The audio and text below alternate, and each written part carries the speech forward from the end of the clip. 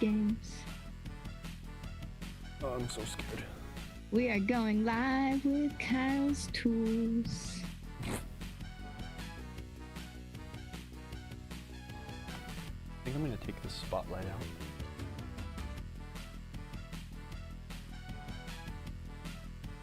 I'm gonna drill it out though.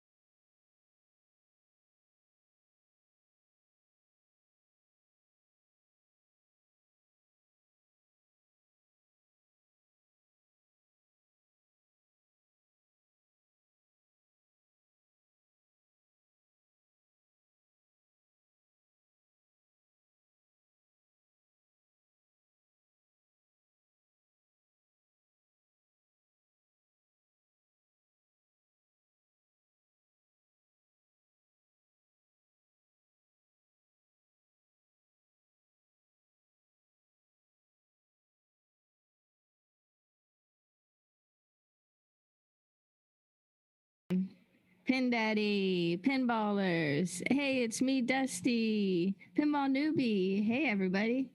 How do I sound? This is Emoto, your moderator, speaking. Bazru, hello. Looking forward to some great tips from Kyle. Yeah, he's going to have all sorts of tips today. I'm going to turn on Kyle's audio too. A big old my flask, you know. How do we sound, everybody? Oh, How's everyone doing today? yeah. How do we sound? Our levels look good. No one's That's telling good. us. Sounds good. Kyle could be a little louder. Kyle Jeez. is also talking kind of quiet because I just was talking about my flask and then I got like stage fright for a second, but my voice is back. Okay, well, I'm going to show your beautiful face. And Ugh, 5, 4, what beautiful 3, face. 2, 1, and action. Oh, look at that toolbox. It's the episode we've all been waiting for. No, I changed my mind. It's locked. No. Oh, man. That's just rude.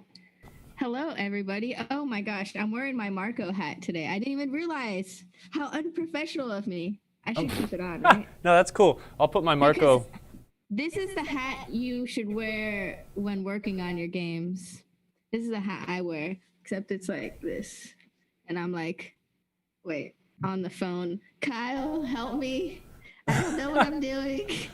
I wasn't paying attention to your episode 20. The episode on hard body, which we have yet to do, but will be doing soon. I know, right? Oh, my mic just appeared. So how's everyone doing? Kyle, Yeah. how are you? I'm doing pretty okay. I'm ready to do this. Been trying to think of everything I need to tell everybody about tools and what to buy. So, you know. How How about you? Awesome. How are you? I am excited. Okay. For a few things. Nice. Yeah, I like your shirt. Oh, he's cleaning his Oh, yeah. glasses. Where is this? Sacramento? What? Oh, yeah. Let's all take a moment of silence for all the fires going on the West Coast. Oh, Oof. man. Yeah, I feel bad for all my Bad. friends. I Mm-mm-mm. wish I could trade them some of the rain that we get here. I know, right? Can we just push it over there? Well, a few announcements. One, my favorite announcements is that is not what I want to post. Our code for today for 24-hour free shipping for orders over $99 is PT-Toolbox, and that is in the chat right now. Man, you're giving it out so fast. Well, I do it every like 30 minutes or so. I just kind of slide it in there. And if anyone asks, South Carolina. I don't know why you thought Sacramento. We're in Lexington, South Carolina. Yes. I'm actually in Alabama, but Marco is in South Carolina. Another announcement I have is we got our Marco masks. And they're super comfy and has cooling fabric. So if you just want a nice compliant mask, we add a second layer for protection. Let's see it, Kyle. Wow. You can get all like super fancy like me and wear 2 masks. All the cool kids are doing the surgical mask and the fabric mask. Right, and it's cotton on the inside, some nice dry tech polyester on the outside. They're like $5 on our website now. If you type in masks, you can find it. But for anyone in the chat here, you guys want a mask, tell me in the chat and send me an email to marcotv@marcopinball.com. And because you guys are our awesome PinTech audience, we will send one to you. And I'll throw in a keychain too. And if you put a picture on IPDB, we'll send you something else on top of all that. We have so many giveaways we want to do. Right. So if you would like a Marco mask, send us an email to marcotv@marcopinball.com and say it in the chat. DWispo2 already has one coming to him.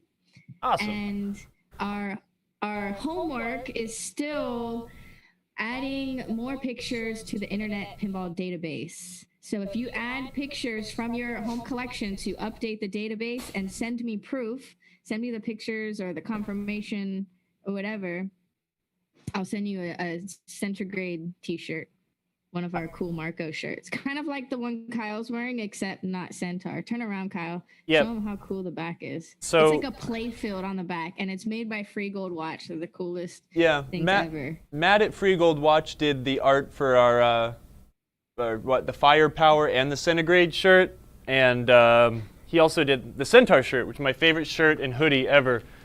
And I generally try to wear a Marco shirt when we stream, and I totally thought I was putting on my Firepower shirt, but nope, I've got Destroy Centaur on today. And my comm badge, because it was Star Trek Day the other day, and I'm still, It was Star Trek Day. I'm waiting for my ship to beam me out of here so I can go back to my own timeline, because I don't feel like this is the right timeline. But Definitely. yeah, we've got an even cooler announcement. Sorry, am I jumping? Yeah, hold on one second. Everyone's like, I want it. So for Internet Pinball Database, yes, you can just send me a screenshot of your confirmation from them.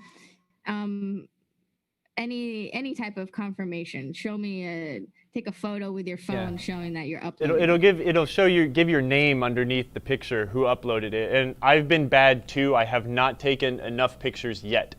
I'm going to start working on that next week. Get all of my games photographed for IPDB. Let me post it in here. Okay, send your It's fun homework. Come on. Request to Okay, so Kyle has a great announcement for our international customers. I'm excited to hear about this too because I Dude, don't know too much this about is it. like the coolest thing that's So, ever happened. We have incredibly inexpensive international shipping rates now. Our Canadian and Australian customers and even our Mexican customers have some like incredibly good rates, and our European customers have equally competitive rates. We are offering. I was screwing around yesterday, and I was trying to ship a set of plastics. You know, okay, so not too heavy, but an awkward sized package, right? And traditionally, our shipping partner was like extraordinarily expensive. I mean, we're talking, we've got complaints where people were trying to be charged, the equivalent of almost 60 US dollars to ship, for example, one pinball to Canada, to Australia, which is absurd. Now, I was able to get to Canada. We used an address in Vancouver, a plastic set.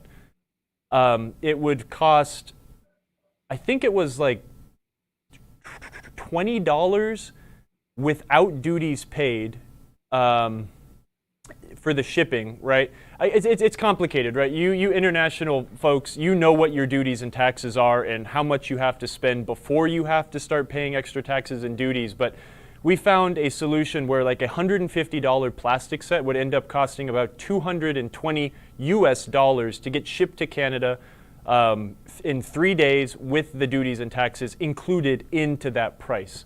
Again, where traditionally we were, our shipping partner was charging almost $60 to ship one pinball to Australia. You guys are going to be very happy when you go on the website and check it out. So, and you can take your cart on the website and check out, as an international customer, and it will give you like to the cent duty and tax pricing. To Canada right now, we are offering untracked, which is a little bit less expensive, and it takes a little longer. You do not get a tracking number. We're also offering duties and taxes unpaid. But like I said, we found like the Priority International Express, you were able to get a plastic set from us in 3 to 5 days for less than it would have cost to have it sent just standard cross-border. Any international customers right now, like, go mess with it. You'll be totally, totally blown away, I hope. This should help you guys getting small packages. Because again, traditionally, like a lot of people in Canada, Europe, Australia, they do big group buys. 3 or 4 people would toss together like a huge order and have it shipped over because the shipping costs were, like, let's be frank, I mean, they were, almost highway robbery. It was very expensive. Now it costs about $15. I mean, we were looking at it too, like shipping. I think I did like 2 motors or something to get something heavy to Germany. It was going to cost 15 euros to get it to Germany. Like, that's insane. So I hope you guys appreciate the new rates we're trying to give you. So yeah, and let us know what you think about them when you do start using it. Botra says this pricing is a lot better. Thank you from Canada. Yay. no problem. And so it is also too, for any international customer that might call to ask questions, like, of course, call us anytime, but the cheapest way to get parts cross-border now is absolutely to do it through the website. Unless it's Mexico, Family Games is offering to smuggle parts into Mexico for us. I did check some rates for Mexico, and they were pretty competitive also. But right now, we're really, most of our international shipments, if you guys want to know, they go to Canada and Australia. So, and then after that, we've got European countries and some stuff in South America and Asia. But right now, we're really focusing on trying to get the most competitive rates to Canada and Australia. So, yeah, it's pretty cool. We've been working on it for a long time. Well, Marco has been working on it for a long time. So you can all give him a big pat on the back next time we're at a pinball show. So. Yay. It's been a long time coming, and it's so great because we know that you guys have been struggling and we've been working day and night to try to figure this out. So yeah, hopefully this helps. We could only say we've been working on it for a long time, a bazillion times before people start thinking we're lying. So we really have. Oh my God. Chris Penn says, okay, so with my end just dropping everything, I guess the stream for him is not so good. What I can crudely piece together is Marco is planning on smuggling pinball parts to New Canada via skateboard caravan underground. Sort of what we said. That's what I was working on. This guy. Marco is doing all this FedEx stuff. I was getting an army of longboarders to use my tunnel to Canada. So, yeah. All right, I'm going louder. Request. High five, Marco team. Yay. Okay, so with those announcements out of the way, before we start, Kyle, just scrolling up, a few people asked a little question. Kyle, did you talk to a guy yesterday about the glider on a TMT dying after the latest update? Yeah, I was talking to Ken Grant about that, local South Carolina fella. Well, I gotta reach out. We got to reach out to Stern about some of that stuff. I think there was an issue, but I don't know. Okay, and there's another one I was looking at. Everyone's just like super excited in the chat right now. Good. So I'm sorry if I missed. Oh, Family Games asked, do you know that your display is out on Mars Trek? What? Yep. It's trolling. Oh, we got a Midge laugh out of that one. Bam! There it goes. It works now. Oh, he got out of his seat to look.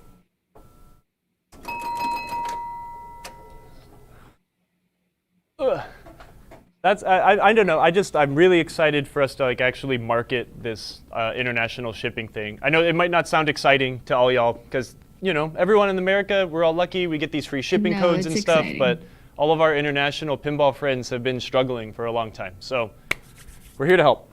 I know Family Game said major look. And then also he has a pitch, an idea for a package. It would be great if you could do a kit with all the pin connectors for MPUs, like a System 7 board pin connector package. Yeah. Or like a System 6 would have the 40 pins and the ones on the perimeter. Yeah. It's a lot of work to make our system do that kind of stuff.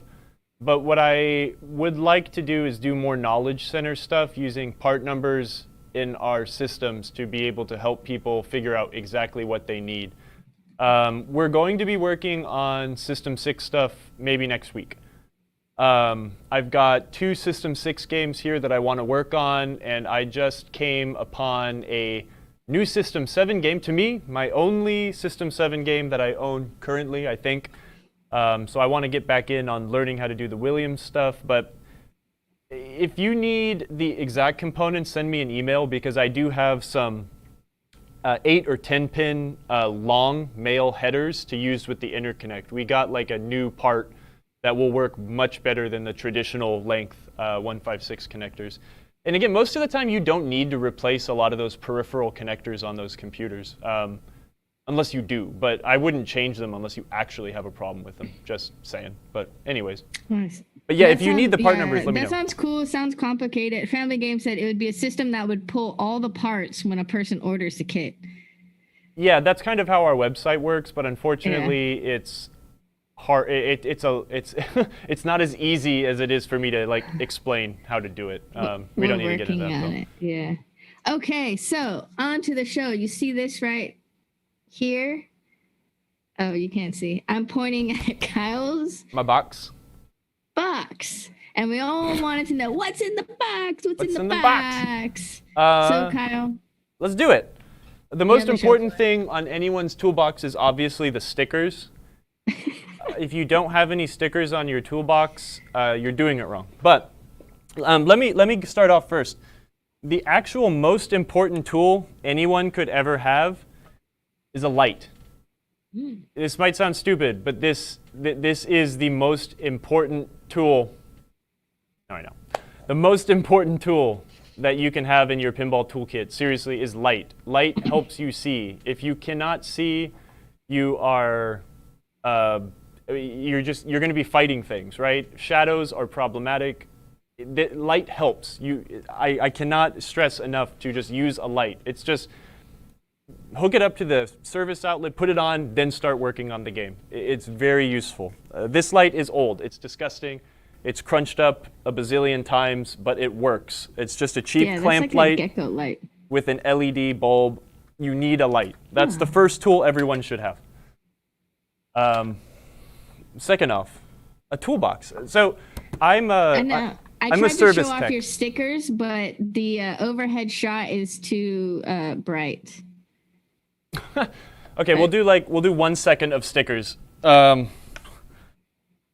This thing weighs a ton. Oh my god! He brought his whole box up to. We've got the Marco sticker, the live long and play lots of Star Trek pinball every day, Steve Ritchie, Electric Bat Arcade, a Friends Arcade in Arizona, Beer Keller, Columbia, the best beer in the city of Columbia, South Carolina. Vallejo, it's a city I used to live, but this was like a lifestyle brand there, and I don't know, they were nice guys. Valley Midway, you got the Ampelmann from the stoplights in East Berlin. The owls are not what they seem. I love me some Twin Peaks, right? I've got this one, Emoto Arcade. Dang, who's that? I don't know.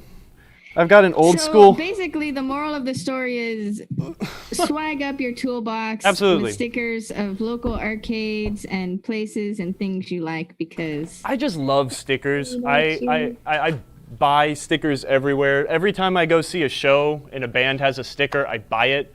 Anytime I go to a business and they have a sticker, I buy it. Yes, and if anyone wants to send Kyle stickers, send it to Kyle and use our address that's on our website for Marcus, and he'll put them on his toolbox. And I'll have a huge smile because I love stickers. So anyways, he loves stickers. I won't talk about the light anymore, even though that is the most important thing. But okay, the reason I have this toolbox set up like this is because I do service calls, right? I'm a service technician. I don't keep my mini pinball games in my house. I keep them on location. And I go fix people's games in their houses or on location. So I don't need a tool set at home, but I try to keep everything as portable as I can. So I could, there's a lot of tools I'd like to have, but this is my basic service setup. So yeah, I don't know. Everyone needs nut drivers. This is awkward. I've been trying to figure out how I should present this whole thing, but we'll just talk about stuff and interject. So if people have questions or need anything, scream at me and I'll stop. But nut drivers are very important. In the top of my toolbox here, I keep from 1/4 inch to 3/8. You don't really use a 3/8 inch nut driver much. In pinball, you do use a 3/8 inch open wrench, like to do flipper crank nuts and stuff like that. But the nut drivers that I have, these are they're from Klein Tools. They're pricey, but they're kind of focused more towards electricians. They are nice because they have a hollow shaft, so you can thread a nut down onto a post and these things are hollow the whole way up, so they're great like for taking nuts off of posts and stuff like that. These also have magnets on the inside, so you can, when you take a nut off, it won't fall out. You can load a nut in and put them in. With pinball, though, you do need to be careful. Actually, none of these really still have the magnets in them.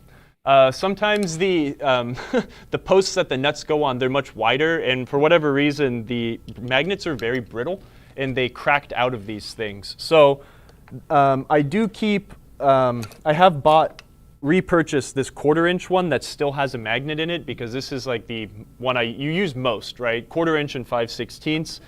I have multiple nut drivers in here. This magnet is a little bit brittle, and I want to make sure I don't break my nice magnetic nut driver. I keep these less expensive X-Lite ones that do have a hollow shaft. That's probably the most important bit about buying a nut driver for this application, is making sure they have a hollow shaft. This one I actually have some teeny little magnets in that sit up through the hollow shaft, which allow me to turn this into a magnetic nut driver. But yeah, hollow shaft and a magnet. That's an A+. Any questions? I just posted that our nut driver, hollow shaft nut driver set in the chat. Thank you for that, Family Games. Yeah, and a lot of these tools, again, like for a long period of my life, I mean, this is my livelihood. So and to me, I kind of personally subscribe to the buy it once and be done with it kind of philosophy. I don't do a lot of Harbor Freight often. I like to buy like better quality tools because I do use them every day, or at least I did. So that is why, again, this nut driver set that I have, I mean, there was like, they're like $90 or something. It's pretty expensive, but it is a nice tool if you do need to use them all the time. Evan Bookbinder said that Klein has a lifetime warranty, too. That's the other nice thing. And I'm not going to send these in because the magnets broke, because that's my fault, right? But yeah, it's they're wonderful, and they do last a lot longer. Like, check it out. And again, this is a very old nut driver. This Exolite one, I've had this for a long time. I had these Exolite ones before I had these Klein ones, but I still keep them in my box. If you look, if this comes into focus, you've got like the hex around here. It is still very fine. There is no damage done to it. If you look at this guy here, do you see how it's really rounded off? Does that come into focus at all? Yeah, we can. Oh, yeah, there you go. Nice, zoom in. So, and again, this is a good tool, and this is a very, very hard used tool. I mean, these things have a life expectancy, right? They're not going to last forever, but I think that's the difference where you jump from that, $50 a set price point to the $90 a set price point, is that the tools maybe are made of a little bit harder metal, but Exolite and Klein, they both make excellent tools. Anyways, common screwdrivers when it comes to pinball. You will need flatheads and Phillips screwdrivers, right? You will need a good number 2 screwdriver and a good number 1 screwdriver. Larger head, smaller head. There is some number 3 screws in pinball, but it's not very common. There is probably a number 3 screwdriver in here somewhere, but I use it so rarely that I don't even remember if I have one in here. But a good, again, another tool you're going to use all the time is a good number 2 screwdriver. And again, it's a wear item. They round off. So buying a good quality screwdriver is handy. This one used to be magnetic tipped, but it is not anymore. I do like a magnetic tip screwdriver because sometimes you can't hold things when you're trying to snake your arms around to get to stuff. Number 1 screws are used a lot on older electromechanical games. The screws that hold the ramp flaps into games are number 1 screws. Use the right screwdriver for the job. You can't use the wrong nut driver. The thing won't work. But a screwdriver, you could totally try to shove a number 2 tip into a number 1 or vice versa, and you'll damage and screw your screws up. So you having good quality and the correct screwdriver for the job will save you many, many headaches. In the top here, again, the only time you're really going to use these flat blade screwdrivers are if you're working on Gottlieb games. Gottlieb loved slotted head screws. And that's about it. But again, I work on lots of Gottlieb games, so I need to have these things. Just get a slotted head screwdriver. You're not going to use it as often. We're getting a lot of inquiry. Where did you get that awesome organizer for inside of your faux Pelican case? So this is how it came. I got this at Fry's Electronics. It's a B&W International hard case. I guess they call it like a service technician's case. These are called pallets. I don't know much else. I've had this toolbox for a while. I haven't had to replace it, but I can't remember. There's another company that makes another hard shell case, something Robinson. I don't remember. But generally, this sort of thing is called a technician's toolbox or a technician's case or something like that. This company is from Germany, and they make a good product. Again, this thing's lasted for a long time. I just noticed that some of these screwdriver pockets were starting to blow out. Oh, no. But no, it's fine. It's going to last forever. Did you show everyone your bent screwdriver yet? Oh, no, that's the next one. A screwdriver. Modified tools. A screwdriver. This is the modified tools section. Oh, I've got a few of those. We'll go through those.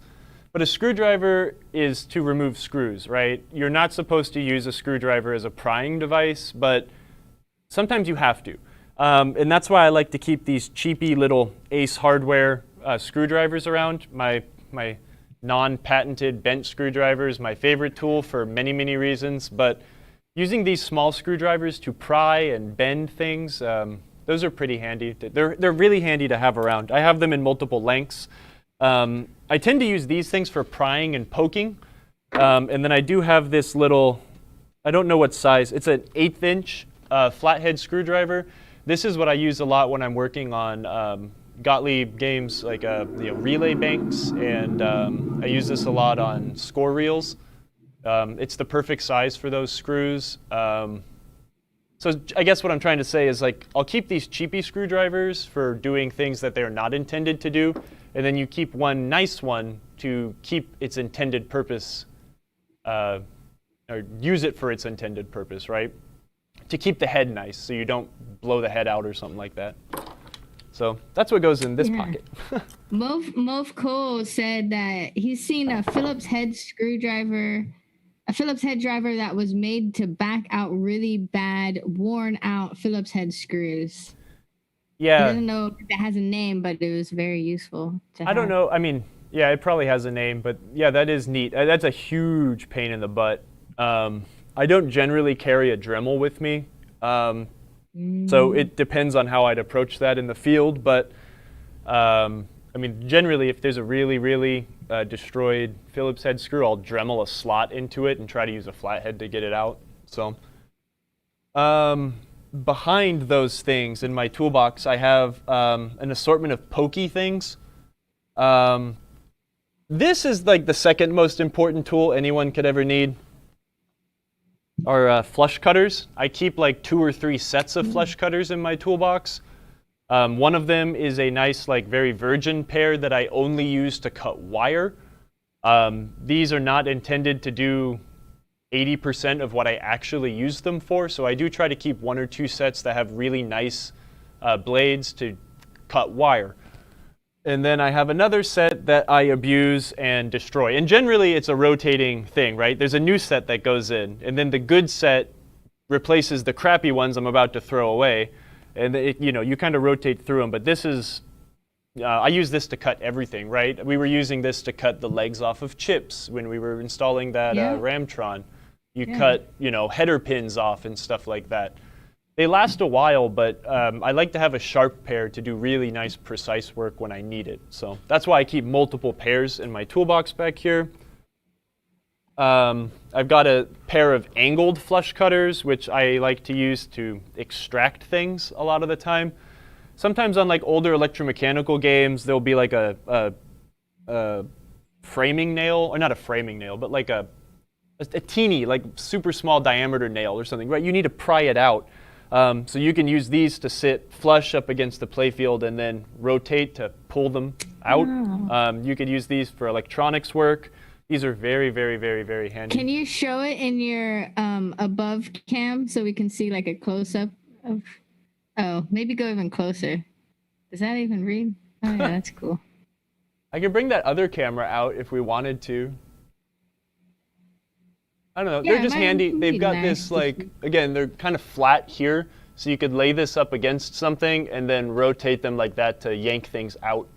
They come in handy. And again, they're kind of supposed to have a sharp edge, but I use these for extracting things, so they're not sharp anymore. It is the extractor tool. Extractor.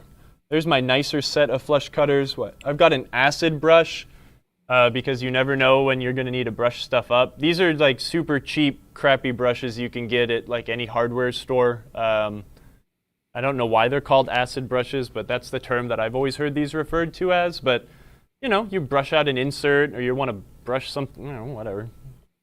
You never have too many brushes, right?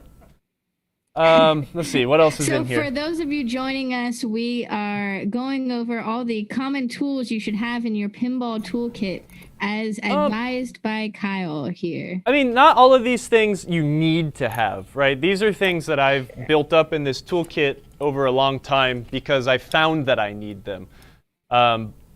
I'll put a lot of emphasis on the things you definitely need to have in your kit. These being some of them. Picks. Picks are really handy. These are just like dental picks, right? You never know when you're going to need these. I grew up with dirt bikes. And if anyone else has dirt bikes, putting exhaust springs on a 2-stroke dirt bike is like a giant pain in the butt. And you know what has a lot of springs? Pinball. They don't have big spring pullers for pinball, but this makes a really good spring puller. A little, curved pick. Sometimes you need a straight pick. This is really handy to poke things. I like them. I've got a punch if I ever needed to punch anything into a play field, or if I needed to punch something out of a play field. This is not a roll pin punch. This is just like a straight punch. 5:30 seconds punch. I don't know. It's handy. What else is in here? This is kind of fun because I don't get to do this very often. I don't even know what I have in my toolbox sometimes until I need it. I hear Steve laughing, so someone's probably saying something funny over there. Family Games asked, does he have a spring punch in the pokey section? I like to use those on bolts that have the Loctite. It's great for breaking loose bolts on flipper bracket nuts that hold the flipper bushings on. Yeah, no, I do not. Generally, if I have to fight with one, I just brunt through it. I do not have anything like that in my toolbox. Yeah, and CNK says spring puller is a must. Yeah, some sort of a spring puller is handy. I have like eyeglass screwdrivers in my toolbox that I totally forgot that I had in there, and I've never ever needed to use these things before. But you never know. They could come in handy at some point.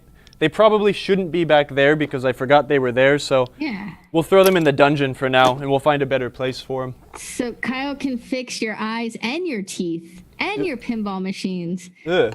I don't know if I trust me to do any of those things, honestly. Oh, Family Games, thanks for posting that. He posted the spring punch from our website. Man, Family Games, you're all over it today. Let's see. Thank you. Barry Rahman asked, I hear Todd at TNT talking about a fiberglass brush. Is this worth having? Yes. If you work on circuit boards, you need a fiberglass brush. It's the most amazing thing. I mean, actually, I guess they're good for also cleaning and burnishing contacts, too. I have a very cheap and easy, like, IC puller. It's just 2 little 90-degree bends at the bottom, and you could use this to pull chips out or anything that you can squeeze this under. This isn't a tool I use very often, but it is in my toolbox. What else do we have in here? This is exciting. There's another punch. I'm not going to bring that out because you don't use punches a lot unless you're actually doing woodwork. An X-Acto knife. You never know how many times you will need an X-Acto knife. Carry them. Carry it safely. Keep extra blades. That's a very handy tool. Let's see. I had this made for me. It is a coil stop, or a coil sleeve extracting device. Let me see if I can exemplify it. Yeah, isn't this your own creation? You got this fabricated? This is not something you can readily get? You can't, but I kind of want to make them because it's really simple and it can come in super. Actually, wait. Here, I have a bazillion coils right here. What am I doing? What it is, oops, wrong latches. If you've ever had to deal with like a slightly overheated coil that's swollen up and you have struggled pulling the sleeve out, generally you should just replace the coil, right? But sometimes you don't have the right part, sometimes the coil works fine and you're just going to replace the sleeve. This thing is the exact depth to hit the coil sleeve and push its way through a standard bobbin coil, right? So it's really handy. I've had to use it. It saves me a lot of time when I need to use it. So.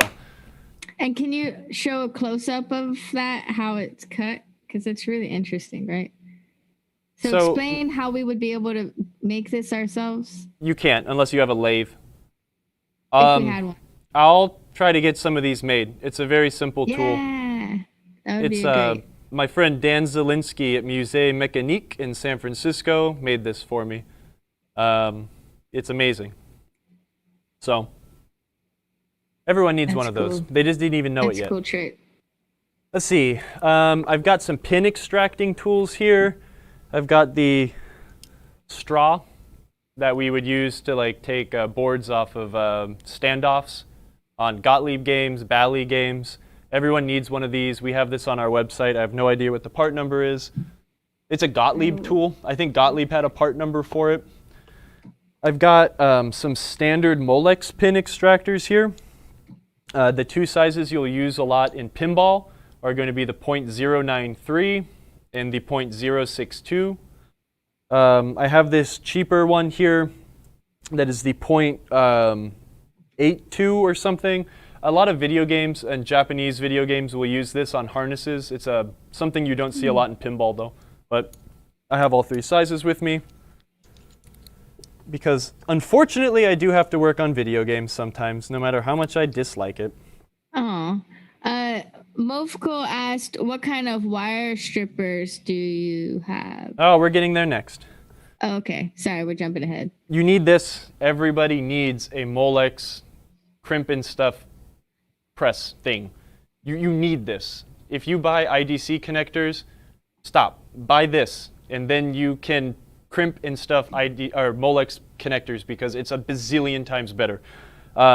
It does take a little practice to get used to using this tool the correct way and do it strong and not mangle pins, but like this is the most valuable thing I have in my toolbox, and I use it every single time I go work on someone's pinball game because connectors are like the leading cause of things not working in pinball. So yeah, you need this, and you need to practice on this. Buy 100 of each pin and get some spare wire and just start crimping and do it right. There's a lot of guides. I'll make one because I want people to do this right. Oh yeah, have we done an episode on repinning Molex connectors? Very lightly, but I think we should do like you did that one. We should do a better episode where we actually go through like the finer points of it.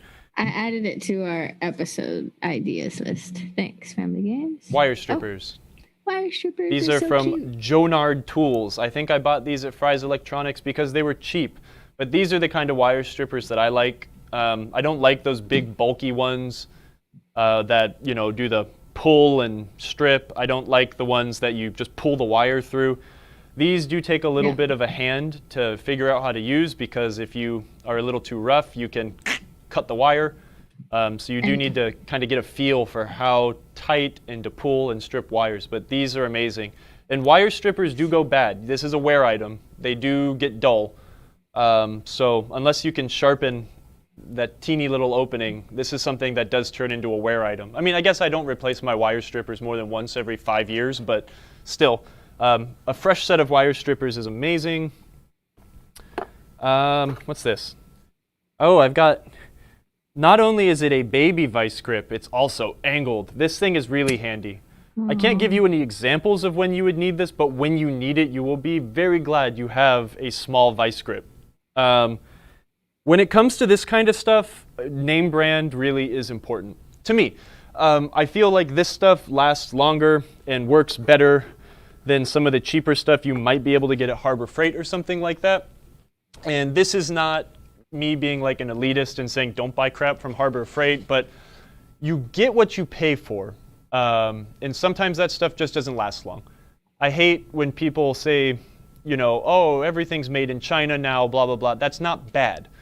But you get what you pay for. If you buy the $1 wire stripper or $1 punch, and it just so happens to say made in China on it, but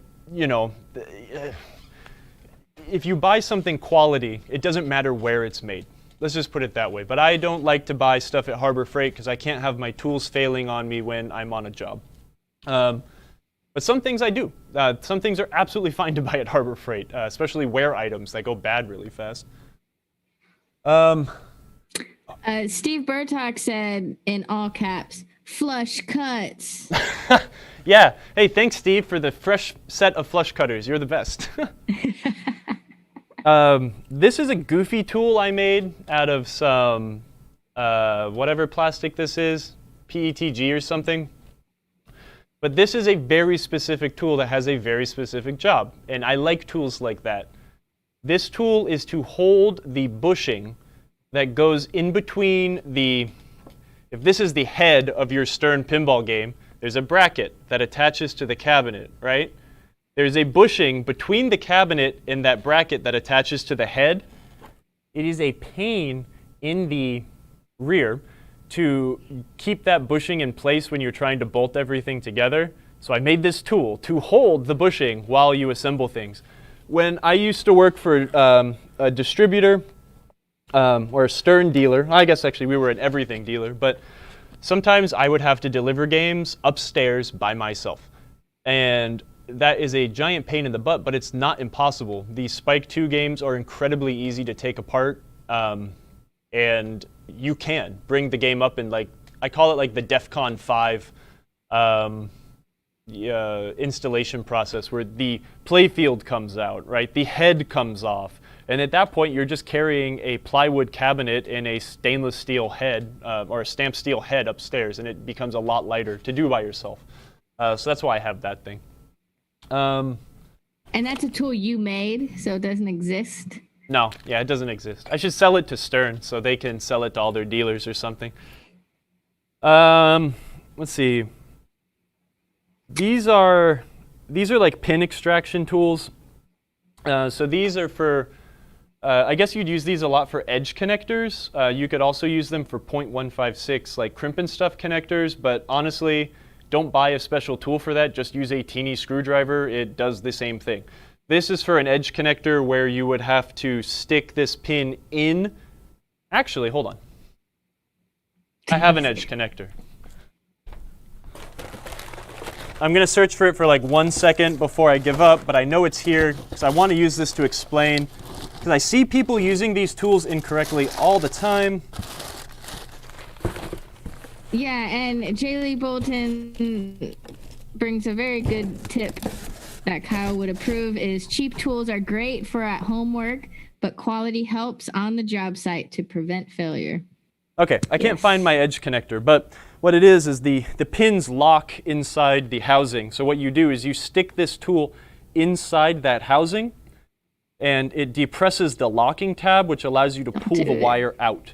You cannot use anything. I mean, you could probably fashion something to work, but this is a very nifty tool. If you were just using this on a .156 connector, you'd probably bend it and give it a wanger like that, and that turns a special tool into something that's almost useless. So again, if you're trying to use it just on a crimp and stuff connector, just use a screwdriver. Does the same thing. This is a special extractor for ATX pins. So these tools are getting smaller and smaller. Can we zoom in? This one is for like using on ATX connectors for like computer power supplies and stuff. But a lot of video games, Japanese video games, will use these connectors also. So that's why I have this guy. Actually, I think Jersey Jack uses these connectors in some places also. So it's another reason to keep them in your toolbox if you have a Jersey Jack game and you need to go that deep into it. Dalton said Kyle is like the Bob Ross of pinball repair. I can get behind that. That's a cool compliment. Thanks, dude. I feel like I'm just a blabbering dork, but let's move on to the bottom here. We did have a question. Do you have a ribbon cable connector tool to make ribbon cable? Yeah, but I don't carry that with me to jobs. It's not worth carrying. The way I would set up a service call like that is like try to bring those tools beforehand or bring the parts beforehand. I keep those things in my shop. So I don't need that in my toolbox. It's not, it wouldn't earn its keep, right? Inside the toolbox, zip ties. Everyone needs zip ties. Zip ties are the most important thing ever. I think I've been really OCD about telling everyone how important it is to tie your harnesses together. Zip ties. Buy a bazillion. They're cheap. They're amazing. Do you prefer a particular size of zip tie? Because those are the tiny ones. Yeah, small ones. They just look better. They look like the ones that the factory used also. I like the white ones because they're probably cheaper than the black ones. I don't know. I also get fluorescent. I also get the obnoxious ones. I like fluorescent green and pink because why the hell not? My favorite tool in my toolbox, the fingernail clipper. You know, sometimes you're working on a game and you just got to clip your fingernail. It comes in handy. So I keep those. They earn their keep. Needle nose pliers. Nice. What, is someone making fun of me for my fingernail clippers? Well, no. No, everyone thinks that's a great idea. You got any eyebrow tweezers in there too? Nah, I should though. Got it. Kenneth Grant asked, do you have a tool to remove the Gottlieb boards from the back box? I think you showed that earlier, but. This little guy. It's a straw? It's a little straw. You could drink out of it. It looks like another straw that for something illicit I'm not going to talk about. But that's generally, the old school guys will call it a cocaine straw. A lot of the guys that have been doing this forever just call it the Coke straw. I'm not going to go into it, but that is something that it is referred to as, so I'm going to put that out there in the land of knowledge. But it's just a small, hollow, 1/8" tube, I think. But we sell it on our website. It's a Gottlieb part number, and it's invaluable. A nice thing you can do with it also is they do come this long, and they are very easy to lose. Cut it in half. Then you have two, and you can keep one in a safe place and one in your toolbox somewhere. Nice. Needle nose pliers.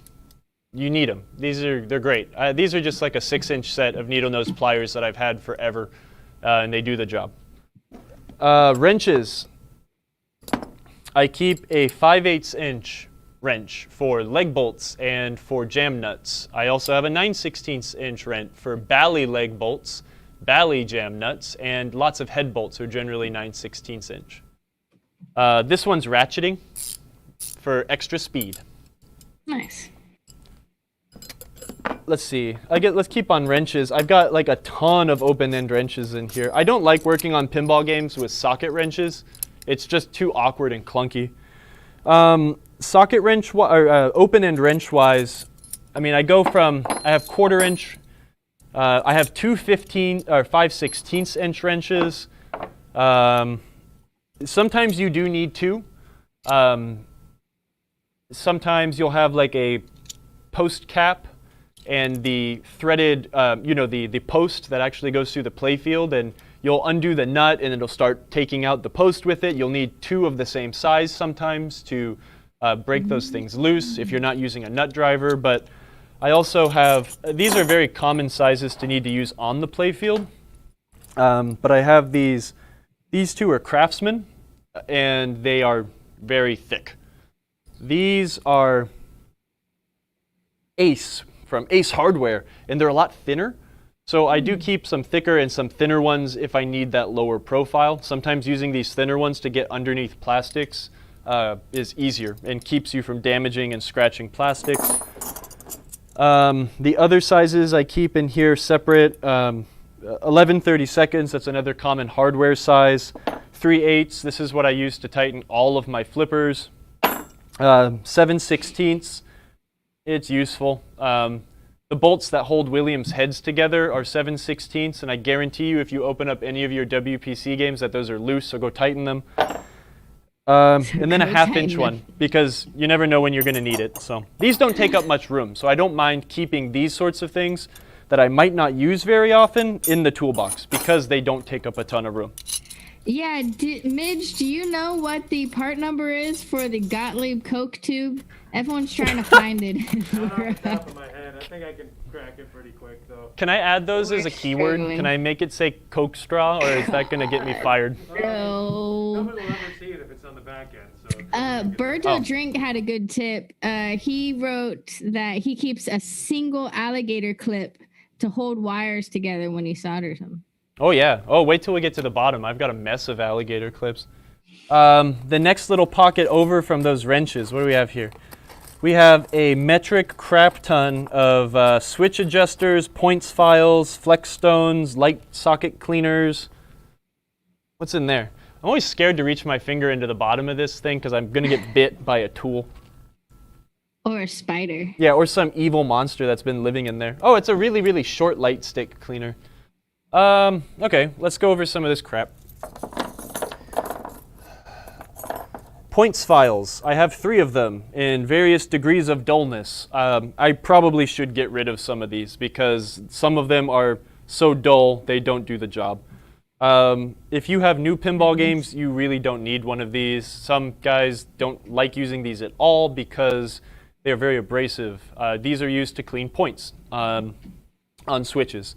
Sometimes games are really dirty. I've worked on games that people really wanted me to work on that I swear they dug them up from the bottom of the ocean. They're disgusting. And sometimes you need something, the nuclear option to clean those points. That's why I keep these around. The gentler option is the beloved Flexstone. These are amazing.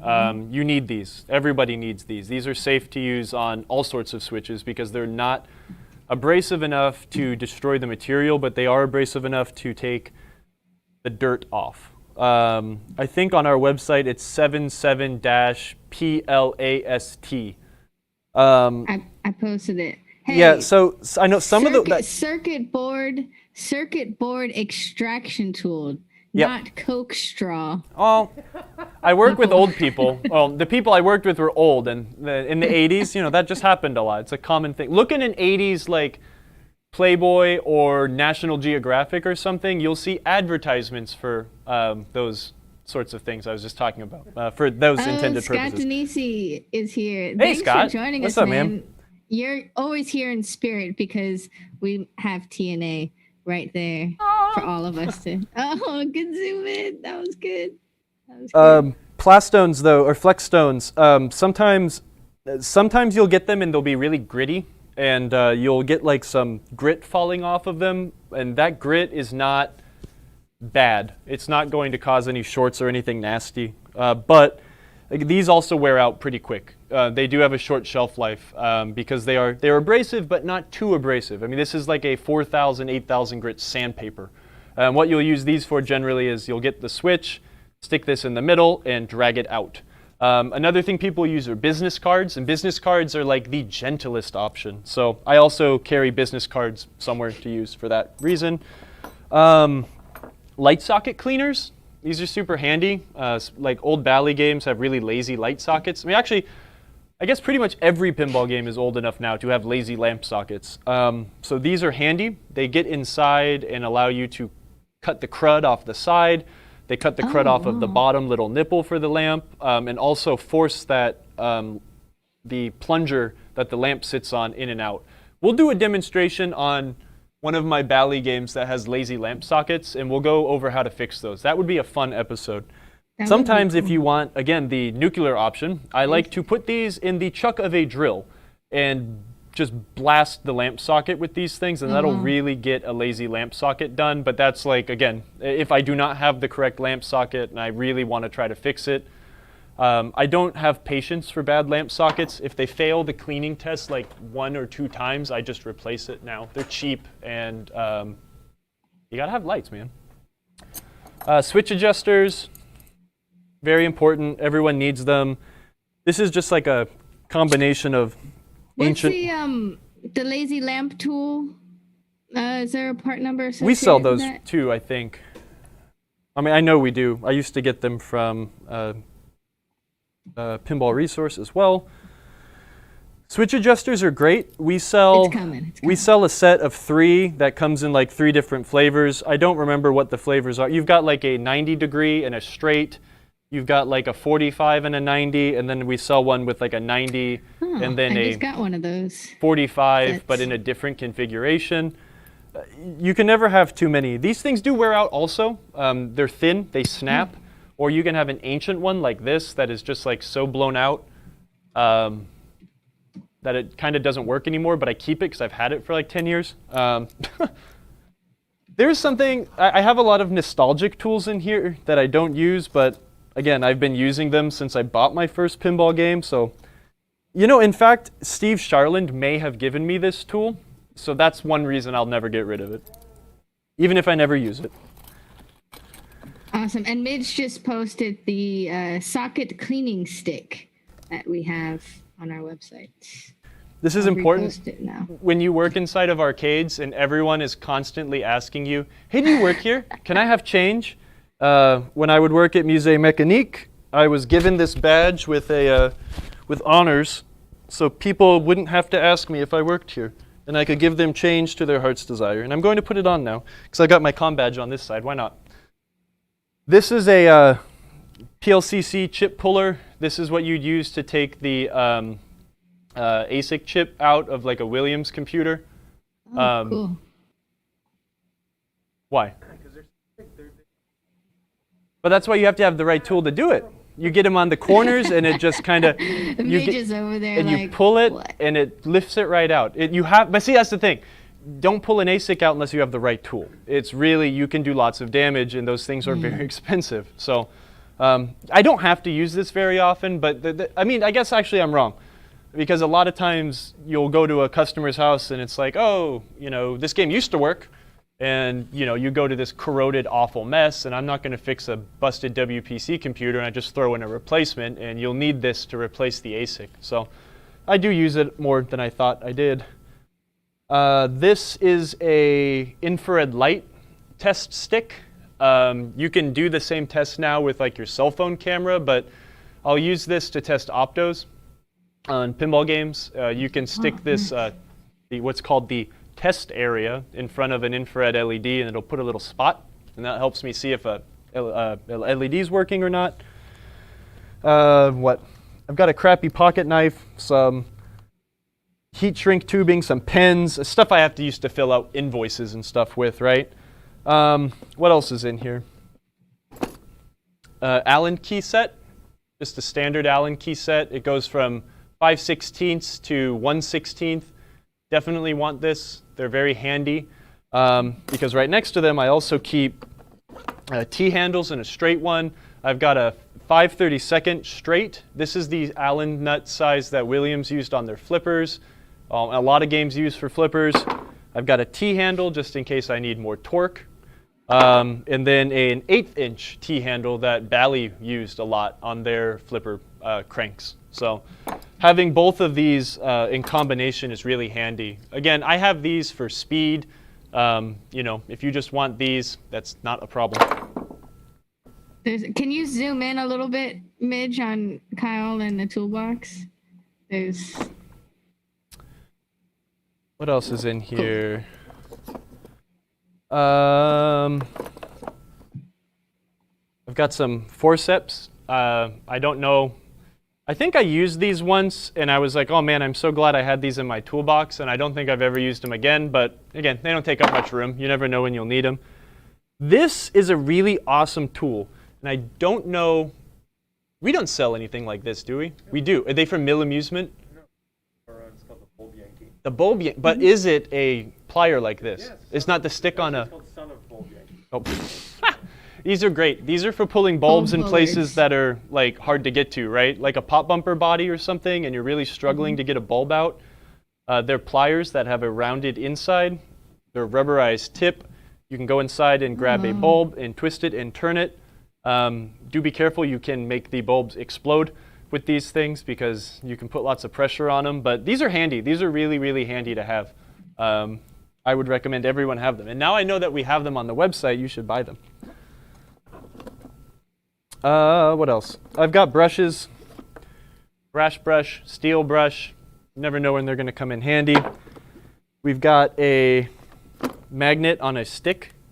I think I got this at a Golden State Pinball Festival. Thank you for being a volunteer goodie bag once. It used to have a light. It kind of worked, but it just went out. But it's kind of neat. Extendy magnet. You need this.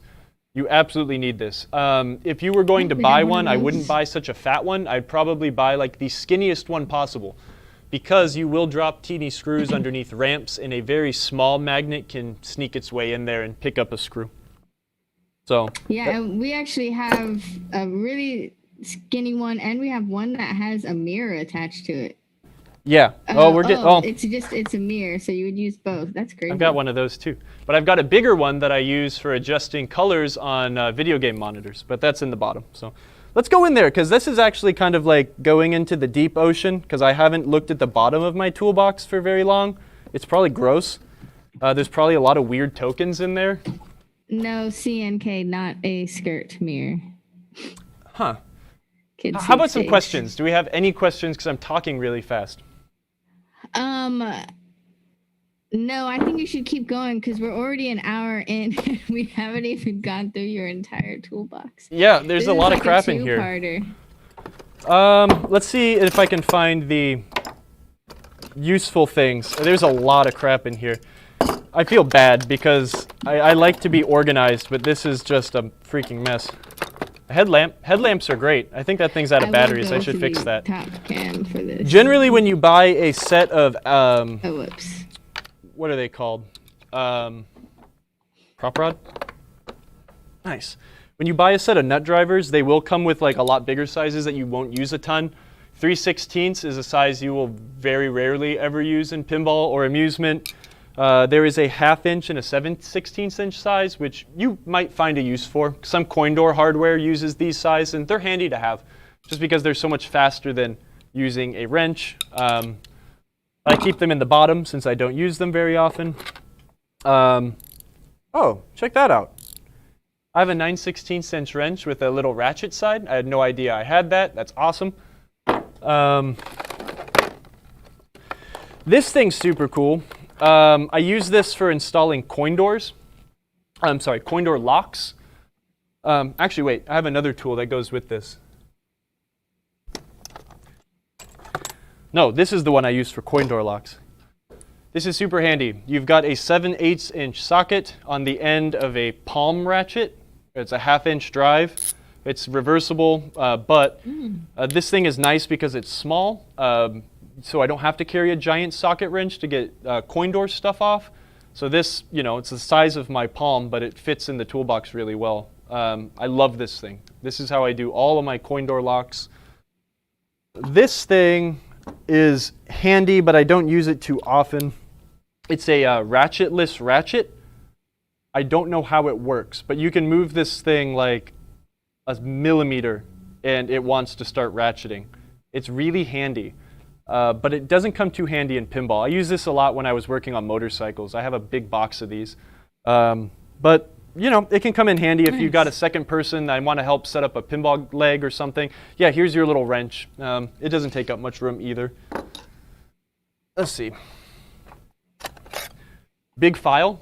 This is super handy for things you need to file. I use this a lot on magnets, or I'll use this a lot on our magnet cores if you need to reshape a magnet core. I'll use this a lot on plungers that have really nasty burrs on the end of them, and maybe I don't have the correct plunger to replace it with, or it's not worth replacing the plunger. I can take this file and take the burr off of the file. That's important. Here's the fiberglass brush. In fact, I have 2 of them. This is a tool you totally need. Also, it's a specialty tool. I use it mostly when I'm working on circuit boards, but you can use it to work on, to burnish contacts on switches too. It is handy. It's even more gentle than using. It's hard to see it. Can you hold it up in the top camera or? No, I'll bring it close. It's just a brush that has a long, here, let me bring it out the other way. Okay. Then you can really see what's going on. It's just got fiberglass bristles, so it's kind of like a fiberglass paintbrush. Do not touch it. You will itch, and these little fiberglass fragments will get in your finger, and it's miserable, and it hurts. But they're really, really, really useful. Again, I'll use these a lot on circuit boards that have burn damage, corrosion damage.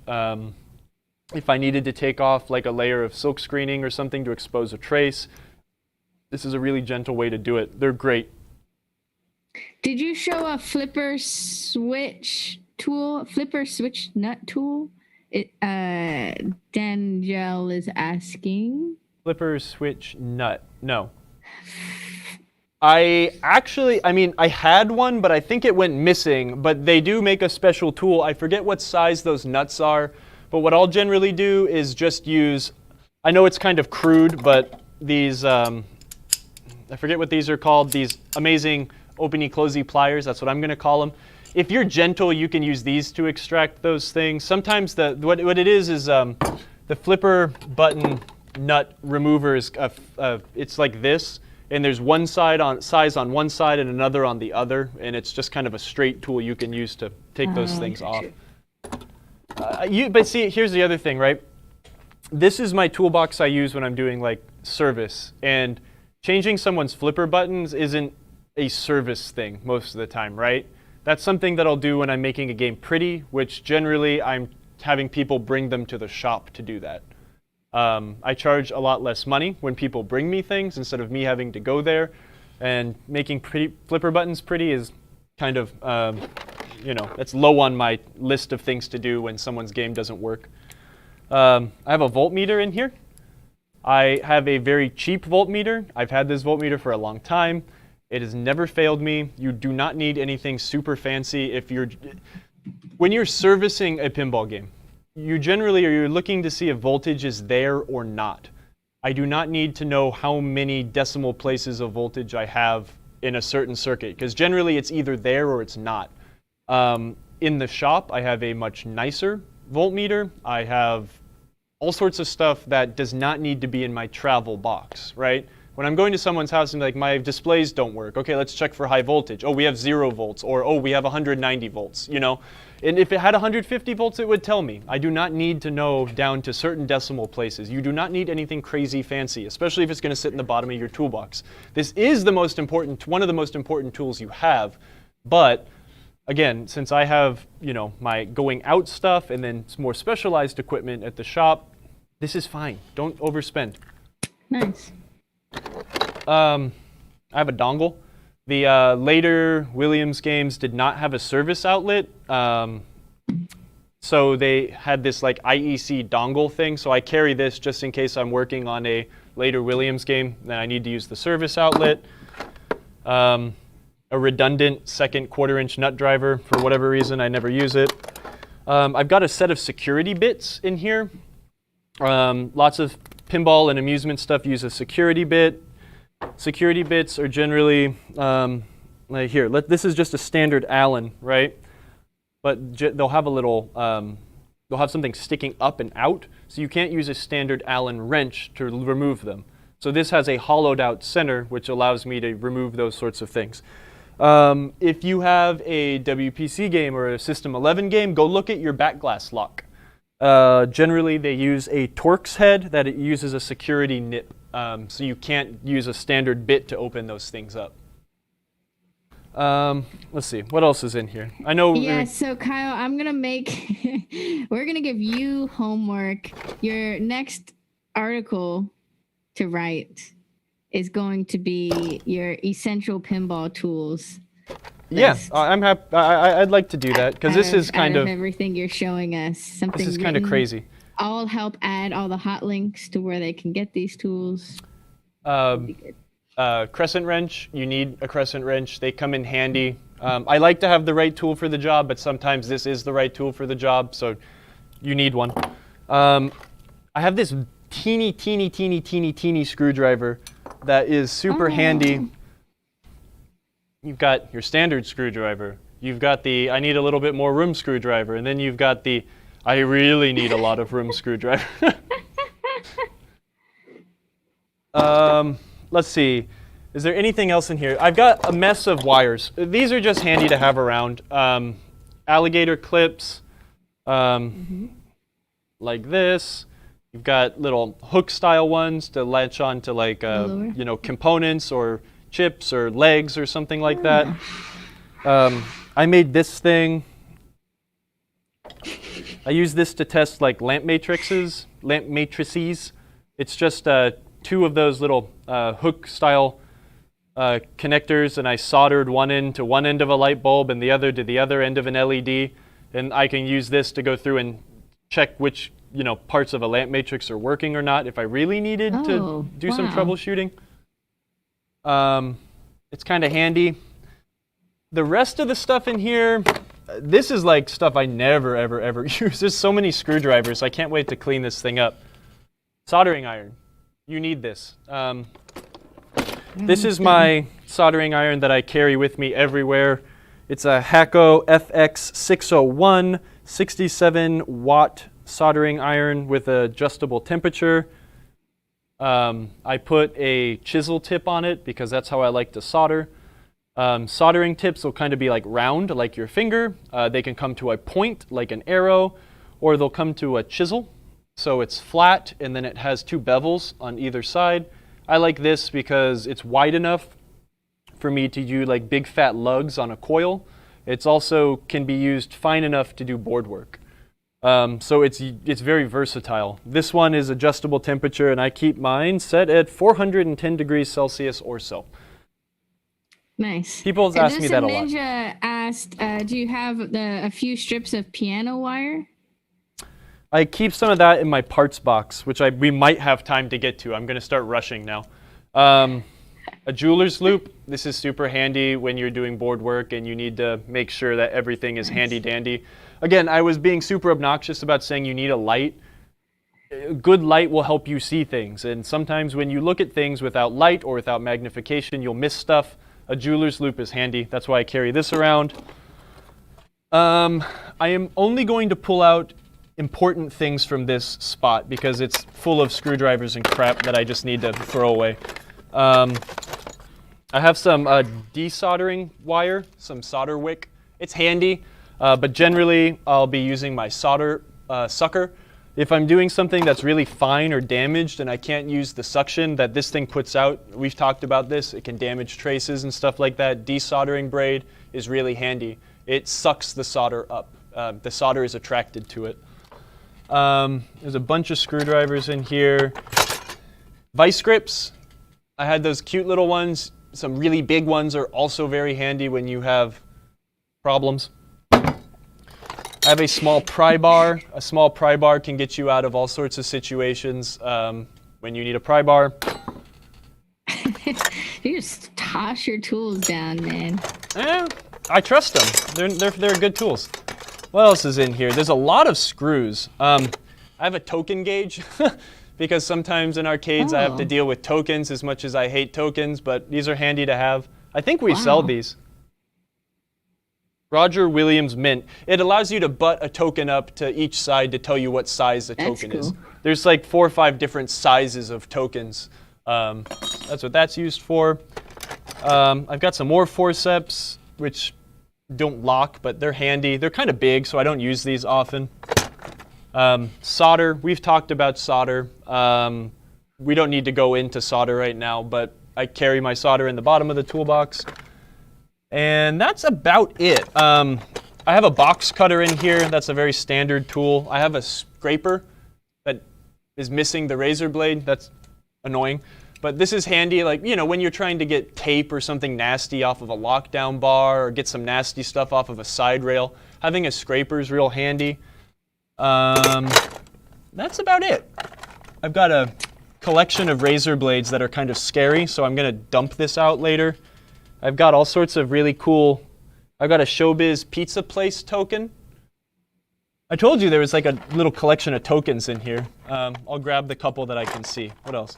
That's the fun thing about going and working on people's weird games is you'll find all sorts of weird crap in the bottom of their games, and lots of them can be token. Chuck E. Cheese Pizza Time Theater. It's got like super old school Chuck E. Cheese on there. And this one is, I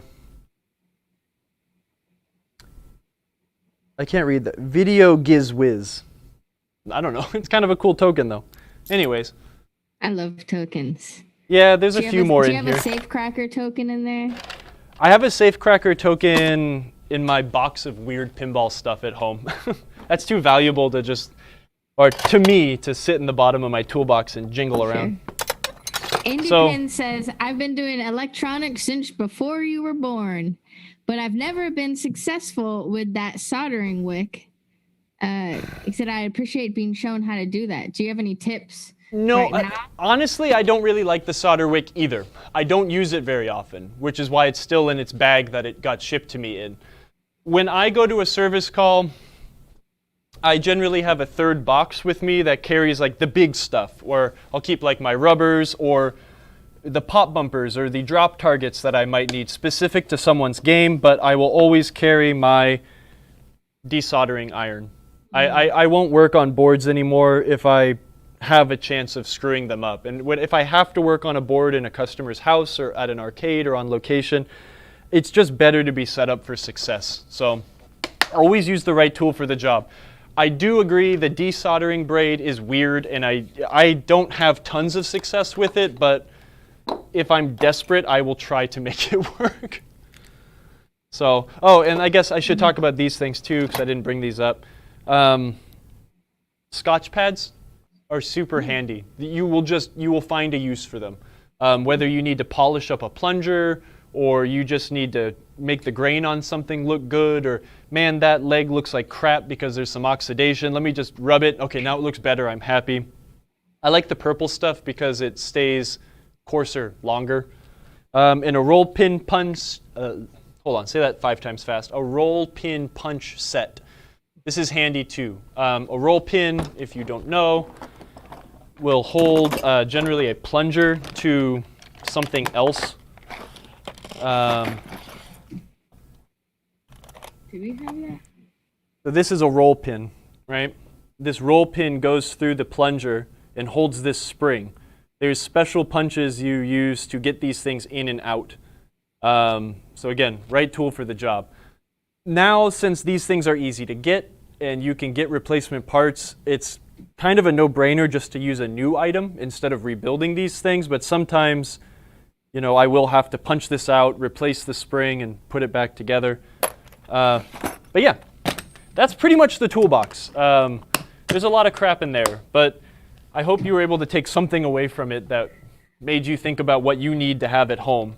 Yeah, any questions? Yeah, questions while I kind of put this stuff back together. I was going to say, like, oh, here's my video game adjusting a monitor mirror. So I can be behind a game looking and adjusting like the color potentiometers and also see what it's doing on the monitor. So. Nice. Elusive Ninja, as with all tools, don't buy unless you can buy the right tool and buy quality. Yeah. It saves money over time, and trust me, any long-time mechanics. Yeah, we've been...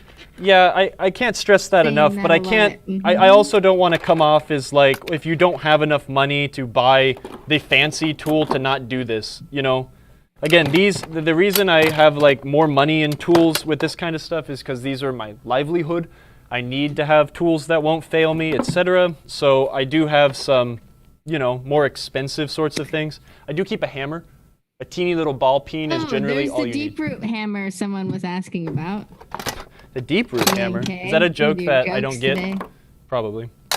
But yeah, I just kind of subscribe to the do it once, do it right mentality, right? So generally I'll buy a nicer tool and it'll last me a while. Yeah, the biggest question we're getting is, how much will you sell that toolbox to us right now?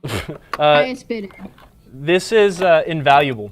This has zero, there is nothing I would ever sell this for. I need this. $50,000. If I gave you $50,000 right now, would you give me your toolbox? Yes.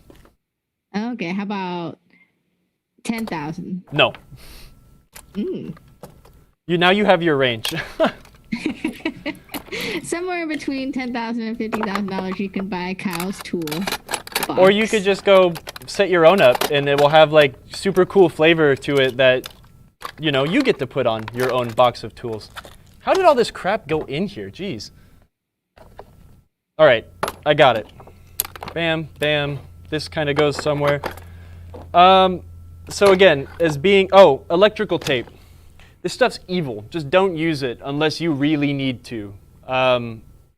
You're always going to want to use shrink wrap on like anything. If you ever consider using electrical tape, ask yourself, can you do it with shrink wrap? If so, the answer is always do it with shrink wrap.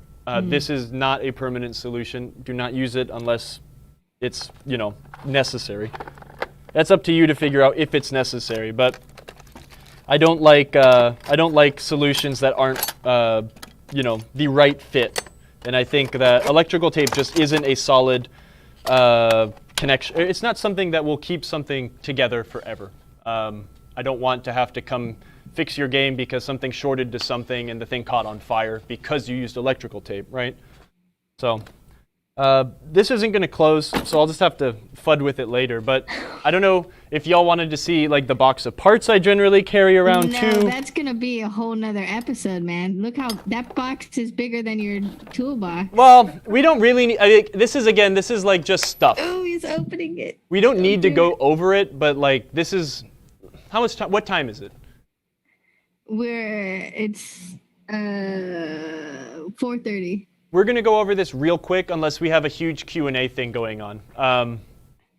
This is just... anyone has questions for Kyle, go ahead and load them in the chat as we look over the common pinball parts that you should just keep around, because it's better to have them now than have to order them piece by piece. And then you can always, use our free shipping for orders over $99. Over $99. We'll just, again, I keep flipper coils. I always need flipper coils. A while ago, it used to be like, I need you to come fix my pinball machine. And then it turned into, I have 10 pinball machines. Can you come fix them? So this, I kind of try to cut the gambit with having all this sort of stuff. Usually, if I do have a service call that's big, I'll try to get more information instead of just showing up with these parts. Maybe I need to bring some pop bumper stuff. Maybe I need to bring some unique drop targets, whatever.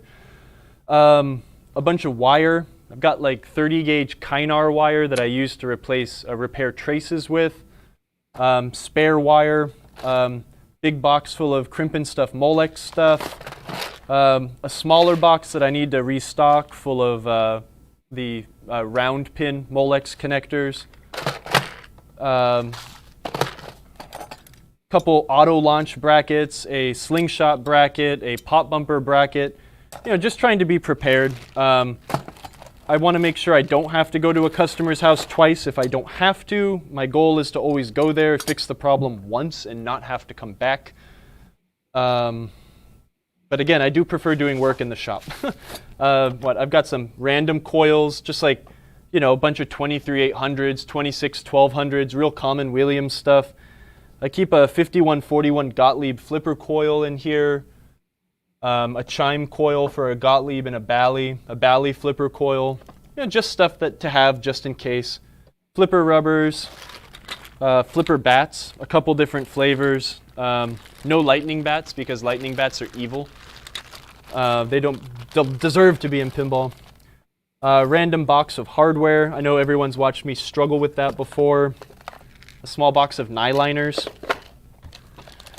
Again, these are things that I need to fix games that have been sitting for a long time. And generally, if the game has been sitting for a long time, I try to get people to bring it to the shop. Do you want to, if you're going to go through all of those drawers, then can we move the overhead camera to actually see into them? Yeah, for sure. It's just kind of fun. If anyone wants like any more information, just hit me up. But I just kind of wanted to show this stuff off real quick. It's Lit Pinball was asking, do you have a heat gun or do you use a mini torch for shrink wrap? I know the answer to that, but I use my soldering iron. Just use the end of the soldering iron or the shaft, and it shrink wrap real easy. Small rubbers, post rubbers, rebound rubbers, goofy rubbers, locks, because you'd be surprised how many people have pinball games that don't have locks. It's insane. Type 2 opto things, because these are always cracked for some reason. Super glue. Got a Data East power supply cure. These are all the problems with every Data East power supply generally needs these parts. I keep those separate just because I want to make sure I don't run out of anything if my stock gets depleted. What's this? Flipper opto boards. I have too many of them, but they fit in my box okay. I have the optos that go on these things if I need to rebuild them. A big block of Ramtrons. I've got a 6821 PIA and a 6264 on here. Another Ramtron, an LM339 voltage comparator, an LM323K voltage regulator.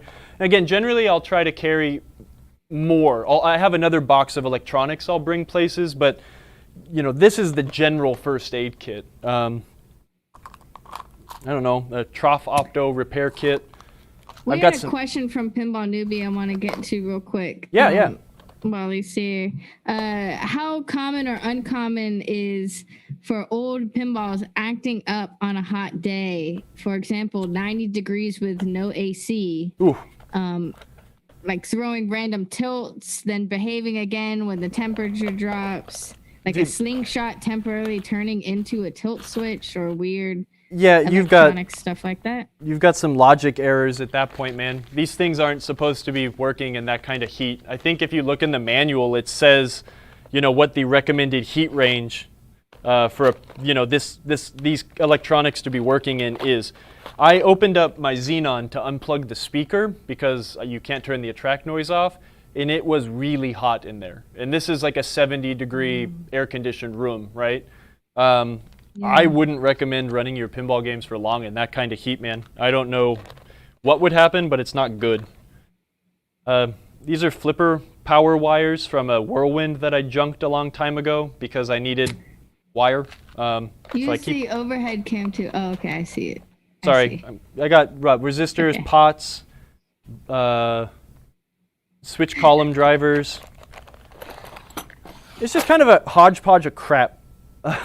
Flipper parts, I've got a bunch of leaf switches, a brand new pop bumper switch assembly, a bunch of used switch assemblies. Thanks, Midge. Switch brackets, coil stops, uncommon coil flipper cranks like Gottlieb and old Stern. All sorts of plungers, ball poppers, and stuff like that go here. Stern flipper cranks, William flipper cranks, some, what are these? Ball shooter parts, pop bumper parts. These are awesome. Everyone should upgrade their, if you're ever, I know we talked about these, but let me get if you're ever replacing your pop bumper yokes, use this updated Gottlieb style.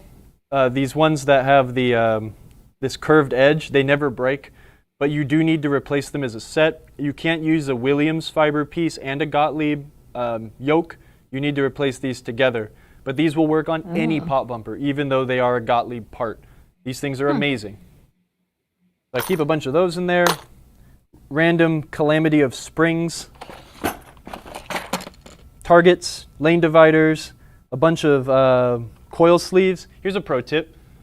You can fit a shooter rod coil sleeve inside of a regular flipper coil sleeve. So it takes up less space. Amazing. Pinballs, drop targets, posts. I don't know, I just keep things that are commonly broken. This is where all my sweet breakers, fuse breakers go. There's a random end of stroke switch down there. Light bulbs, light sockets, electronics. I just, over the years and from the people that I've learned from, these are kind of the common things I want to have on hand, right? Like, this is my box of capacitors. Is this enough capacitors are these the parts I need to fix everything? Absolutely not. I probably can't fix very much with these things, but I know I can at least rebuild one or two squawk and talks with what's in here, but I try to keep the common things that I do find going bad in this box. Nice. It's Lit Pinball. Thanks for gifting all those subs. Whoa. Hey, thanks, man. Big heart to you, brother. That's awesome. I just saw your email, by the way. I'll try to get back to you later tonight. But yeah, anyways, that's it. It's just my box of crap. This is... Yeah, Berto Drink said we need to do a hands-on seminar when the show season starts back up. And I agree, Kyle, this would be such a great... you could do so many seminars at any of these pinball shows, but you could do one just on pinball tools and parts. Yeah, well, then, we could do a little repair session, a flipper rebuild seminar would be great.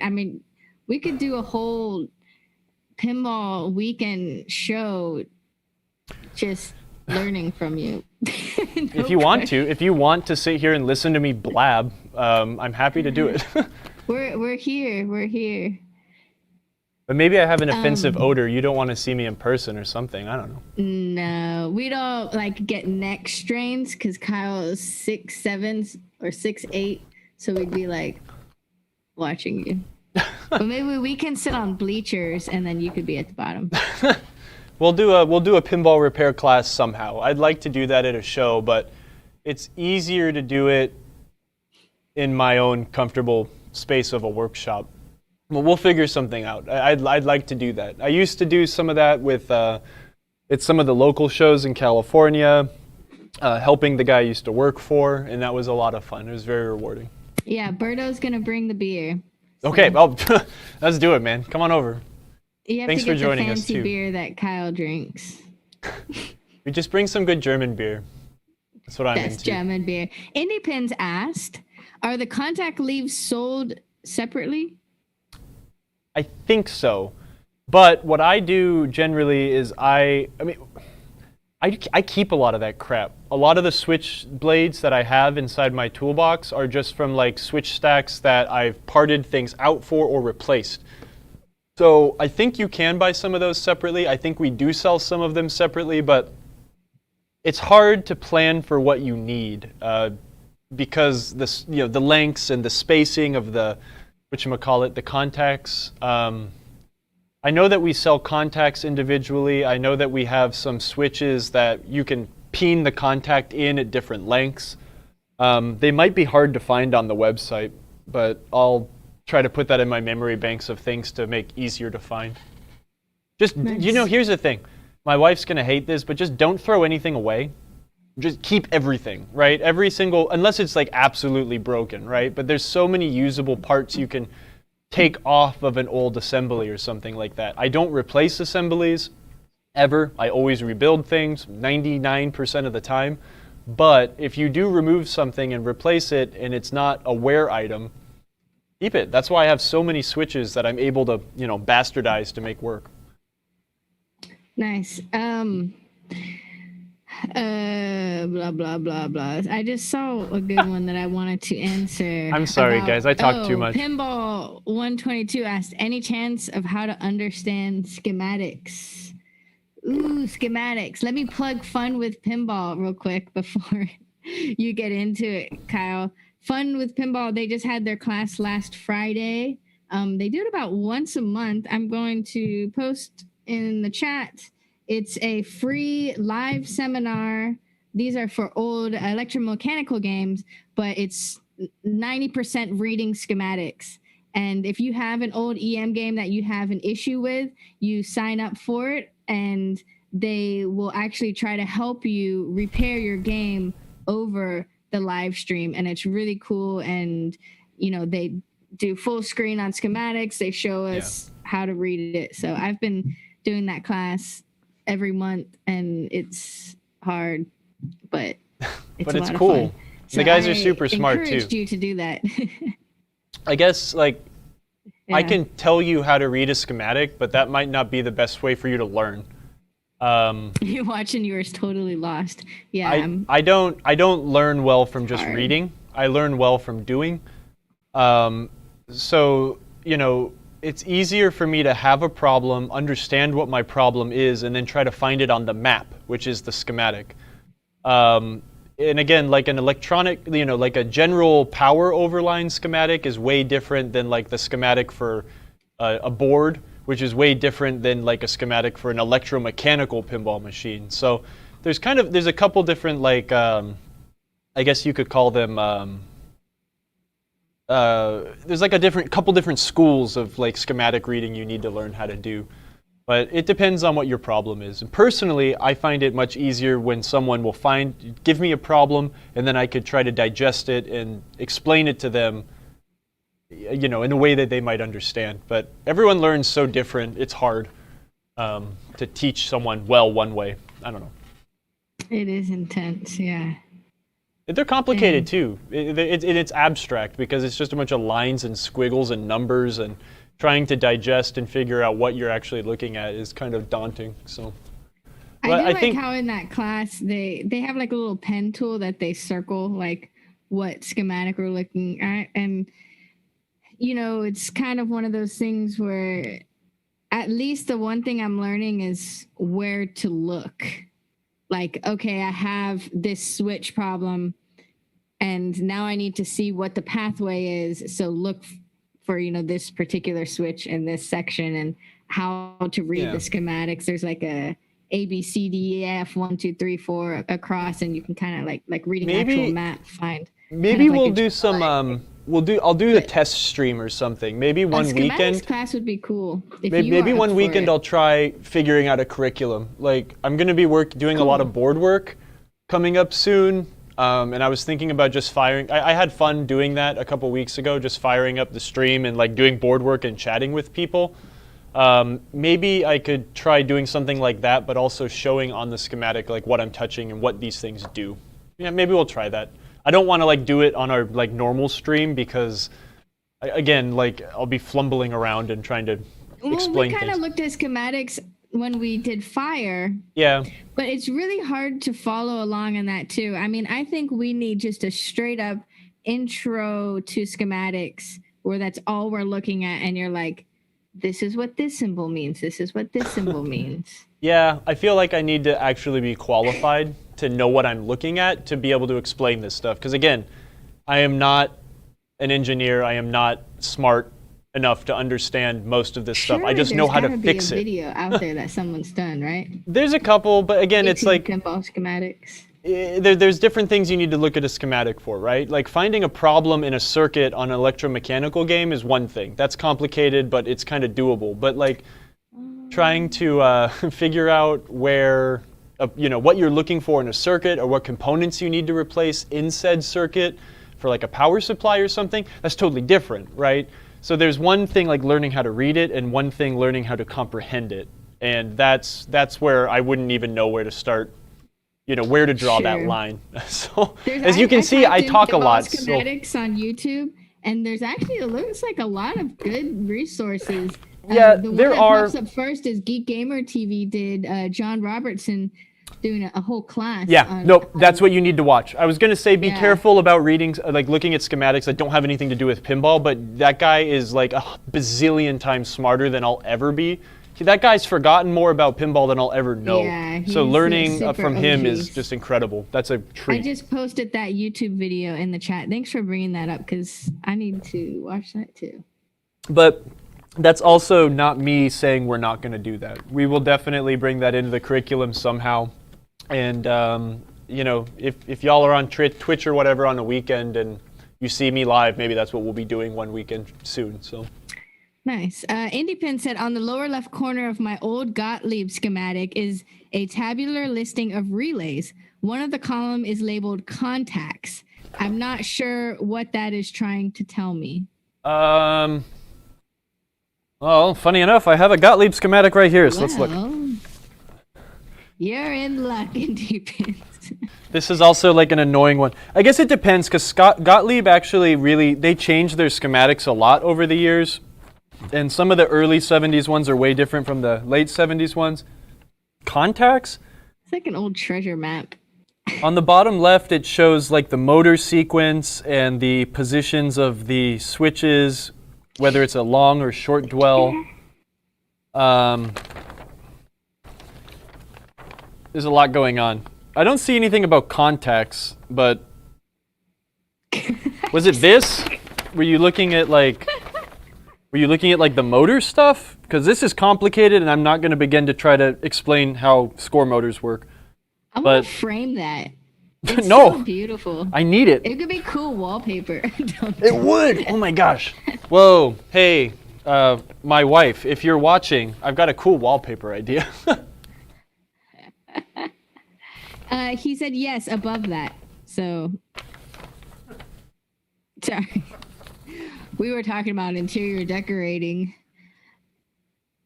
I see word abbreviations, other coils used, color code abbreviations. Nothing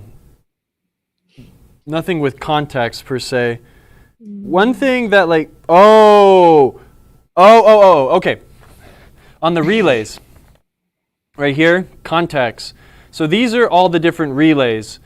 Index shows you where this relay is on the map, I think. So like index 3E would be 3, A, B, C, D, E, and then I would find the A relay in that sector. Yeah. But what it's saying is like here, it's like the A relay is in section 3E of the schematic. It uses an A9740 coil. I forget what the type is, whatever. Contact 5C. 5C refers to the motor contact. So we can flip this down here, and you could look at your score motor, and you've got, wait, 5C, does it? No, maybe I'm wrong. Hold on. I don't remember. The score motor doesn't have 5. Okay, generally what that refers to. Fun with Pinball class. Yeah, watch those guys because they're way smarter than I am. But like if I'm looking at the tilt relay, I can find the motor contact here in 1B. So I'd be able to bop this, go look at my motor, find switch stack 1. He said it's not the motor contact, it's technical. I have no idea then. No idea. There's so many different kinds of schematics. It's like, it's hard. We almost got there. Any other questions before we end the stream today, guys? Thank you guys so much for joining us. To everyone, we had a pretty packed stream just talking about Kyle's tools. Kyle's pinball tools. And I am going to hold him accountable for getting us a written article about this. It might just be him rewatching this episode and taking notes. But I mean, we would love to see something written out of here are the general pinball tools we like to have. The long and short, it's like if you want to tackle basic things, like we can summarize while the last questions come through. Nut drivers, you need them. Screwdrivers of a few different styles, number 2, number 1, you need them. Open-end wrenches, 1/4 inch, 5/16, 11/32, and 3/8. You need them. You need a leg wrench. If you have a new game, it's 5/8. If you have an old Bally game, you need a 9/16. You need Allen wrenches. Just get an index like that, and that's a good start. Again, these are all tools that I need for like a multitude of situations when I'm 3 hours from the shop and I need to be able to fix a game. I have to have a little bit of everything so I can jerry-rig something. You do not need anything as ridiculous as this. But we want it. I want the little token gauge thing. The which thing? The token gauge. I think I might have more of those. I'll give you one. There's a quiz. Yeah, we should make a quiz. I've been talking to Marlon. He does a lot of our product stuff. And he's working on making a pinball quiz for us. Dun, dun, dun. Awesome. Well, I'm going to drop in our 24-hour code for free shipping for orders over $99. And what is it again? PT Toolbox? PT Toolbox. But let me also, just in case we maybe have a... Oh, actually... What? The deeper, yeah, exactly. I did want to mention and leave you all with this before we go raid someone is This Week in Pinball has they have like what is it called? Pinball Promoters Database. And in the database, they put all the live streamers, all the podcasters for pinball parts, and it starts off as showing the highest rating ones first. We would love to get more people to have eyes on this show to learn about how to work on their games. You know, a lot of people just going into pinball. This Week in Pinball is one of the first sites they see. So it'd be awesome if we could get our name up there. So if you guys leave a 5-star review for us under Marco TV on the Pinball Promoters database, we will send you some Marco swag. So do that. Next week, we'll verify it. I'll see your name on it. Send me an email too, and we will thank you profusely for that. Yeah. So don't like to like... help us get, you know, just higher up on the list so people don't have to scroll 9 pages to find the one stream that, you know, teaches you how to work on your games. Yeah, we just want to get the content out there. There's so many people that kind of do the same thing with, like, you know, opinions on pinball, which is awesome. Which is great. No, and there's a lot of people that play pinball, but I'm kind of proud of our little show that we do. It's different. It's very different. There's not I'm not the first people to do this, but it's, you know, we're trying to put out some good educational stuff, and I try to be humble, and I don't want to ask for things, but it would be really cool if we could I'm get some asking you guys. traction. I'm not being humble. I'm asking you guys. She's not being humble. But it's fine. But the whole point is, pinball is so intimidating, right? And Yeah. we have friends that don't get into pinball because of that fact. And if we can help dispel that type of idea that pinball is too complicated, to work on and to own your own machines, then we can get more people having collections and more friends' houses we can go to play their games instead of them just coming to our houses to play our games, So trying to instill spread confidence. the love of pinball. So that's the important thing, is just having the confidence to do it. And that's what we're trying to do. So if we can get more people that go to This Week in Pinball to see that there is like an educational how to fix your pinball machine stream, that I think we're doing a good job. So we would appreciate it. I'll put my little finger out like that Uncle Sam poster, like, please give us a review or something. I don't know. That'd be cool. Thank you. And also, I'm going to throw one more thing out there, just in case people didn't hear in the beginning, if y'all came in late. International shipping rates are insanely low. Yeah. So if anyone in here right now is non-American, go try to add something to your cart and see how much it's going to cost to get stuff shipped to you now. It is very cheap compared to what it used to be. We're talking like 10 euros to Germany. We're talking like, $20 in 3 days to Canada, plus paying your duties and taxes, which can all be included into the shipping costs that you pay from us. But $20 3 days to Canada for a large package, it's crazy cheap. And this was like for a big box. So go check it out, and hopefully you guys will order more pinball parts. I hope. Maybe. Yeah. For sure. I just got to throw that out there. We're super excited about it. All right. Who are we rating? It was great hanging out with everybody. And we're going to, all of our Twitch people, we're going to go raid. We're going to raid Family Games. He's waiting for us. He's going to work on some tech stuff on his, what is that? Evil Fishtails. And he called it Lightning Flippers Are Evil. They are. They seriously are. Yeah, I'm going to work on doing some technical writing. I'll try to do a little bit more of that for y'all. It'll be kind of fun. Thank you, Elusive Ninja, for leaving us a review in the future. Thanks. Thank you, everyone. You guys are awesome. All right. Until next week, we stay tuned to see what we are doing next week. Ooh. Yeah, what are we doing next week? Pinball. Yeah. Pinball. All right. Bye.